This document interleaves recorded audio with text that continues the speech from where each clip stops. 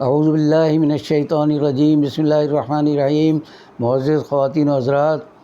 گوشہ کمال کی آج 35ویں نشست ہے، جس میں ہم گزشتہ نشست کے موضوع کو جاری رکھیں گے۔ پچھلی بار ایسی بھی کیا شادی کے عنوان سے ہم نے گفتگو کی تھی۔ شادی بیاہ کا ایک پہلو میک اپ ہے، جس پر ہم بہت فضول اخراجات کرتے ہیں۔ آج اس موضوع پر گفتگو ہوگی، لیکن شادی بیاہ بذات خود اتنا طویل موضوع ہے کہ اس پر کئی نشستوں میں گفتگو ہو سکتی ہے۔ ہم کوشش کریں گے کہ اس کو کم سے کم نشستوں میں سمیٹ دیں۔ پچھلی بار ہمارے بہت محترم دوست ڈاکٹر محسن صاحب نے ایک سوال اٹھایا تھا کہ پاکستان کا شمار کیا ان ممالک میں ہو سکتا ہے جو دنیا کے امیر ترین ممالک ہیں۔ اس کا جواب بظاہر تو ہم یہ دیتے ہیں کہ نہیں، پاکستان تو بہت پسماندہ اور غریب ملک ہے، اور اس کی غربت اور پسماندگی پریشانیاں دور کرنے کے لیے ہمارا جو حکمران طبقہ ہے وہ باہر سے، خاص طور سے IMF کے نمائندوں کو بلاتا ہے۔ ابھی اس وقت بھی ڈاکٹر حفیظ شیخ اور ڈاکٹر رضا باقر IMF کے نمائندے ہیں۔ یہ ہماری اس وقت کی قومی معیشت اور خزانے پر سانپ کی طرح پھن پھیلائے ہوئے بیٹھے ہیں، اور ان کا ہمیشہ سے، میں 73 سال کی بات کر رہا ہوں، ہمیشہ سے ان سب ماہرین کا جو باہر سے آتے ہیں،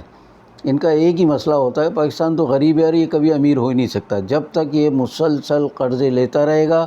تو اس کی معیشت چلتی رہے گی، جبکہ معیشت کی بحالی میں قرضے سب سے خراب اور منفی کردار ادا کرتے ہیں۔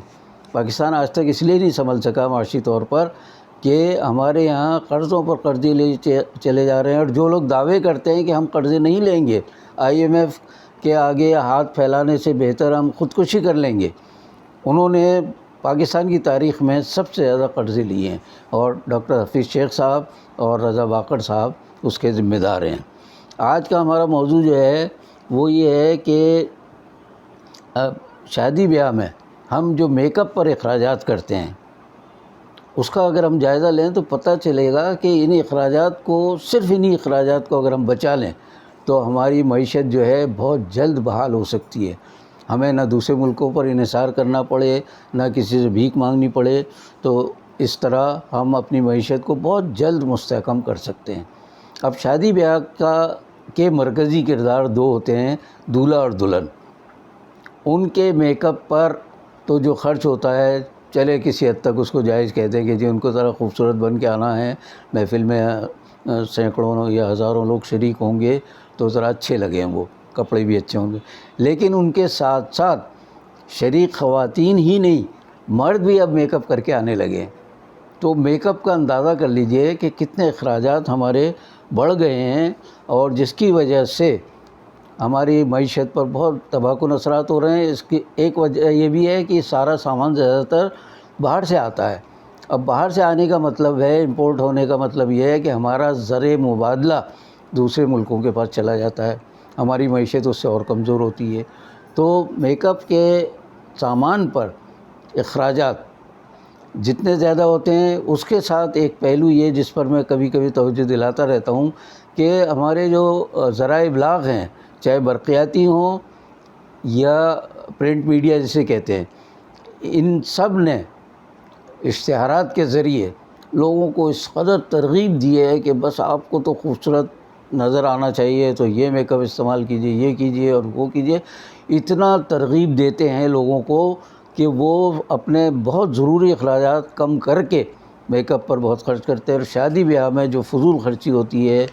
جو بیہودگی ہوتی ہے، جو رسومات کا جو بہت زیادہ چلچلاؤ ہوتا ہے، اس سے آپ اندازہ کر لیجئے کہ ہم کس طرف جا رہے ہیں۔ ہم کیا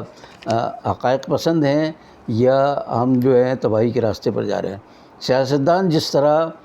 حقائق کو چھپاتے ہیں، متمول طبقے کے افراد شادی بیاہ کے دنوں میں خاص طور سے اپنے چہرے کو اور اپنے خامیوں کو چھپانے کے لیے بہت اخراجات کرتے ہیں۔ وہ اپنا چہرہ دکھانے کی بجائے اس کو چھپانے کی کوشش کرتے ہیں میک اپ کے پیچھے۔ میک اپ کے معنی اگر آپ سمجھ لیں پہلے، وہ یہ ہیں کہ کسی خامی یا کمزوری کو دور کرنا، جس طرح گاڑیاں ہوتی ہیں ان کی ڈینٹنگ پینٹنگ ہوتی ہے، گاڑیاں جب خراب ہوتی ہے تھوڑی سی تو رنگ اترنے لگے اور گڑے پڑنے لگے تو وہ ڈینٹنگ پینٹنگ کہلاتی ہے۔ تو چہرے کی ڈینٹنگ پینٹنگ کو میں میک اپ کہہ سکتا ہوں، اس لیے کہ اگر اللہ نے حسن پہلے سے دیا ہوا ہے، خوبصورت ہیں ہم،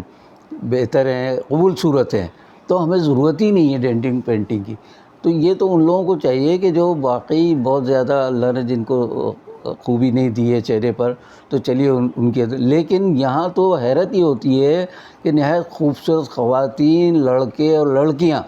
وہ میک اپ کرا کے، میں کہہ سکتا ہوں کہ مجھے تو بعض اوقات وہ پچھلا وہ جو یاد آتا ہے میک اپ کے بغیر کا چہرہ، اور میک اپ کے بعد دیکھتا ہوں تو مجھے وحشت ہوتی ہے کہ اچھا خاصا انسان تھا، یہ کیا سے کیا بن کر آ گیا میک اپ کر کے، جبکہ پیسے بھی بہت خرچ کر کے آیا ہے۔ تو میں جو ایک بات کہنا چاہ رہا ہوں وہ یہ ہے کہ ڈاکٹر محسن صاحب کے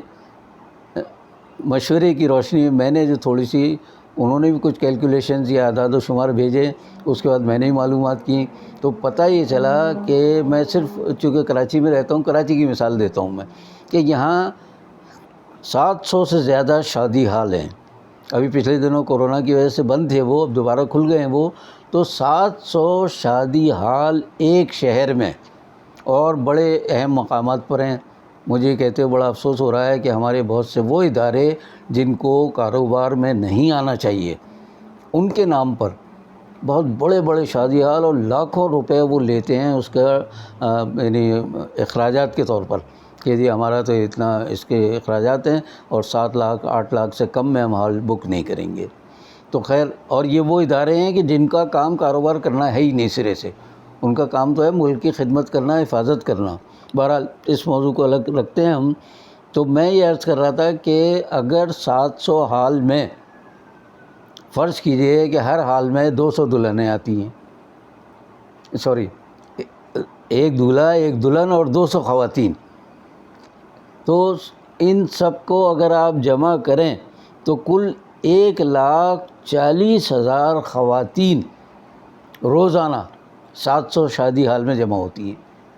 اب آپ ذرا اندازہ کیجئے کہ سال کے اگر ہم 365 دن نہیں، 120 دن ہر شادی ہال کی شادی بیاہ کی تقریب کا اگر اوسط لگائے، تو اس کو اگر ہم جمع کریں تو سمجھ لیں کہ 1,68,000 خواتین جو ہیں وہ اپنی شادی اور ولیمے میں شریک ہوتی ہیں۔ تو ان خواتین پر اگر اخراجات میک اپ کے کم سے کم اگر ہم لگائیں تو دلہنوں کا تو عام طور سے 20-25 ہزار روپے سے لے کر 50,000 اور 1 لاکھ تک ہوتا ہے، لیکن اگر عام خواتین کا ہم لگائیں تو اوسطاً ہم کہہ سکتے ہیں کہ 5,000 روپے فی کس، یعنی ہر خاتون اپنے میک اپ پر خرچ کر کے پھر شادی کی تقریب میں پہنچتی ہیں۔ تو اوسطاً 5,000 اگر اس کو ہم کہہ رہے ہیں تو سالانہ 84 ارب روپے ملک بھر میں، سوری معاف کیجیے کراچی میں، اور اگر پورے ملک کو شامل کر لیں تو بہت صحیح اعداد و شمار تو ہمارے پاس نہیں ہے، لیکن اندازاً 84 ارب کو کراچی کو شامل کر کے 8 کھرب روپے سالانہ صرف میک اپ پر خرچ ہوتا ہے، جس کو محسن صاحب کہتے ہیں کہ ہم دوسرے دن گٹر میں بہا دیتے ہیں اس کو۔ یعنی آپ اندازہ کیجئے، ہم کہتے ہیں ہم غریب ملک ہیں، ہم لوگوں سے بھیک مانگتے پھر رہے ہیں دنیا بھر سے، لیکن 84 ارب روپے سالانہ ایک مد میں ہم گٹر میں ڈال دیتے ہیں۔ ظاہر ہے صبح اٹھتے ہی تو منہ دھوئیں گے، نہائیں گے دھوئیں گے، تو اس کے بعد تو وہ سارا پانی وہ میک اپ چلا گیا گٹر میں۔ اچھا، اس کی وجہ سے آپ اندازہ، اچھا اس میں اگر آپ شامل کر لیں شادی ہال کا کرایہ جو میں نے بھی بتایا کہ 40-50 ہزار سے لے کر اور 8-10 لاکھ روپے تک پہنچ گئے ہیں اس کے شادی ہال کے کرائے، تو یہ اگر آپ لگا لیں تو آپ سمجھیں کہ ہم کس قدر لوٹ مار کر رہے ہیں اور لوٹ کا مال پانی میں بہا رہے ہیں۔ تو اس طرح آپ دیکھیے کہ پھر لباس دیکھ لیجئے آپ، دولہا کا لباس، دلہن کا لباس بعض اوقات لاکھوں میں ہوتا ہے ایک ایک لباس۔ پھر جو شریک ہیں شادی میں، وہ ان میں خاص طور سے خواتین، تو ہر شادی میں ایک نیا جوڑا ہونا چاہیے صاحب، تو آپ اندازہ کریں 120 جو شادی ہو رہی ہیں دنوں میں، تو اس سے اندازہ کر لیں کہ کتنے اخراجات لباس پر بھی خرچ ہوتے ہوں گے۔ یہ ایک الگ موضوع ہے، اس پر انشاءاللہ آئندہ کبھی گفتگو کریں گے۔ اب اس کا ایک پہلو جو بڑا خطرناک ہے وہ یہ ہے کہ اتنے اخراجات سب کچھ کرنے کے باوجود کامیاب شادیوں کا اوسط کم سے کم ہوتا جا رہا ہے۔ روز بروز طلاقوں کے واقعات ہم نے اپنے بچپن سے جوانی تک، بلکہ ادھیڑ عمری تک طلاق کے اکا دکا واقعات کہیں سنے ہوں گے۔ آج تو ہر چوتھی پانچویں دلہن جو ہے وہ طلاق یافتہ ہو جاتی ہے۔ اس کی وجہ میں تو کم از کم یہ سمجھتا ہوں کہ یہ میک اپ کی وجہ سے بھی ہے۔ جیسے بہادر شاہ ظفر نے، مغل بادشاہ تھے شہنشاہ، انہوں نے یہ کہا تھا کہ میرا رنگ روپ اجڑ گیا،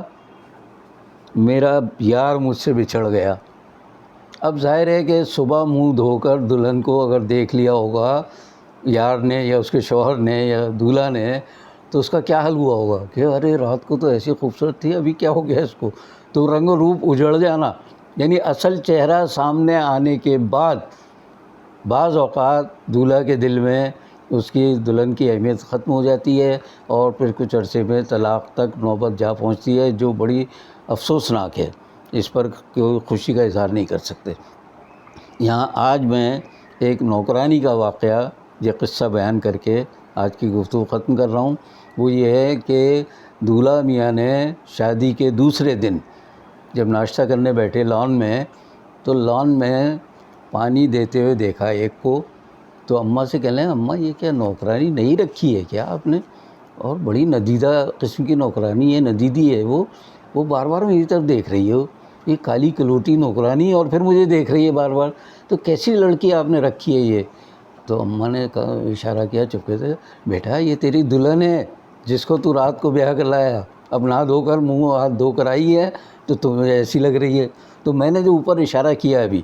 کہ طلاق کے واقعات کا ایک سبب یہ بھی ہو سکتا ہے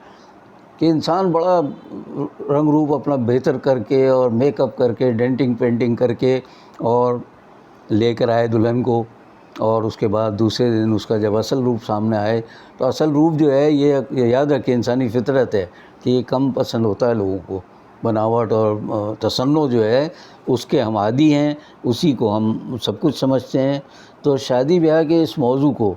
آئندہ بھی مجھے جاری رکھنا ہے، لیکن ہو سکتا ہے بیچ میں وقفہ کر دوں، کوئی اور موضوع لے لوں، پھر کبھی موقع سے لے لوں میں۔ تو یہ موضوع ابھی جاری رہے گا، اس لیے کہ اس کے بہت سے پہلو ہیں جن پر ہم ابھی گفتگو نہیں کر رہے ہیں، اور یہ جو ہیں شادی بیاہ کے جو پہلو ہیں، مختلف واقعات و معاملات، وہ اصل میں اگر دیکھا جائے تو اس کی داستان جو ہے وہ بہت دردناک اور الم انگیز ہے۔